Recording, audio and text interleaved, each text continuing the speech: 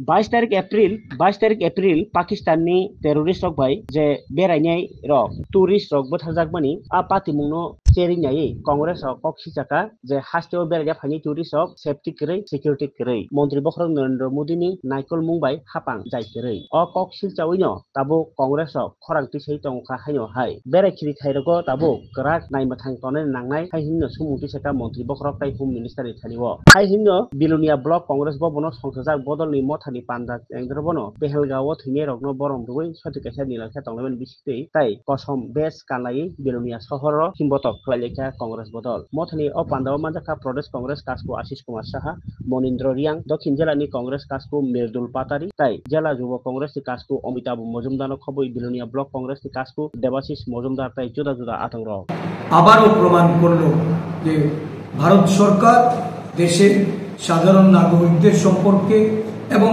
কাশ্মীর প্রসঙ্গে তারা যে কথাগুলি বলেছেন যে ৩৭০ ধারা তুলে দিয়ে সেখানে আতঙ্কবাদ নিরসন করা হবে, এটাকে জিরো পর্যায়ে নামিয়ে নিয়ে আসা হবে।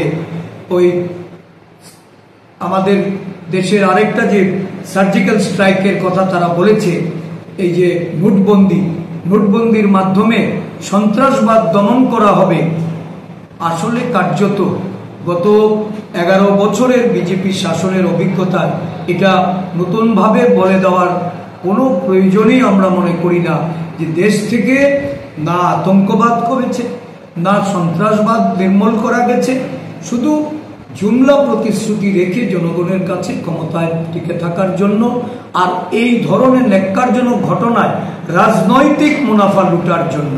কালকে দেশের প্রধানমন্ত্রী সমগ্র দেশ যেখানে এই ঘটনায় মর্মাহত, যখন দেশের সমস্ত অংশের মানুষ এই ঘটনার নিন্দা জানাচ্ছে, এই ঘটনা সম্পর্কে সরকারের সিদ্ধান্তের জন্য যারা প্রতীক্ষা করছে, গুজরাটের এক মহিলা উনি ওই ঘটনায় ওনার পরিবারের সদস্যকে হারিয়েছেন।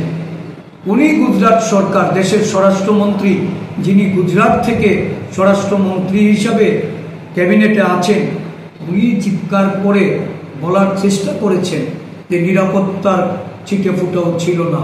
শুধু তাই নয়, তারা এই ঘটনা ঘটার পর 1.5 ঘন্টা ব্যাপী সেখানে কোনো নিরাপত্তা কর্মী যায়নি। এটা কিসের সরকার চলছে? কিসের দেশ শাসনের জন্য তারা জনগণের কাছে ভোট চাইতে যাইছে? নরেন্দ্র মোদীজি আরব থেকে ফিরে উনি বিহারে গেছেন নির্বাচনী প্রচারে অংশগ্রহণ করতে, সর্বদলীয় মিটিংয়ের গুরুত্ব ওনার কাছে নেই। তাহলে নিশ্চয়ই বুঝতে পারছেন যে দেশবাসীর কি দুরবস্থা এই সরকারের আমলে। আমরা কংগ্রেস দল এর নিন্দা জানাচ্ছি এবং যে কোনো সন্ত্রাসী কার্যকলাপের বিরুদ্ধে আমরা সরকারের পাশে থেকে সরকারকে সহযোগিতা করব। এখন সময় হলো অ্যাকশনের, রিঅ্যাকশন নয়। বিভিন্ন ঘটনায় আমরা রিঅ্যাকশন দেখেছি, এখন রিঅ্যাকশন ভুলে অ্যাকশন করে দেখাক সরকার। যারা বলেছিল যে 56 ইঞ্চি বুক, আমরা পাকিস্তানকে চীনকে ছেড়ে কথা বলবো না, আজকে চীন আমাদের আগ্রাসন করে আমাদের ভূখণ্ড দখল করে নিচ্ছে, পাকিস্তান এই ভারত ভূখণ্ডে ঢুকে আতঙ্কবাদী কর্মসূচি করলেও আমরা কিন্তু 56 ইঞ্চির কোনো রিঅ্যাকশন পাচ্ছি না। আমরা অ্যাকশন দেখতে চাই। ধন্যবাদ।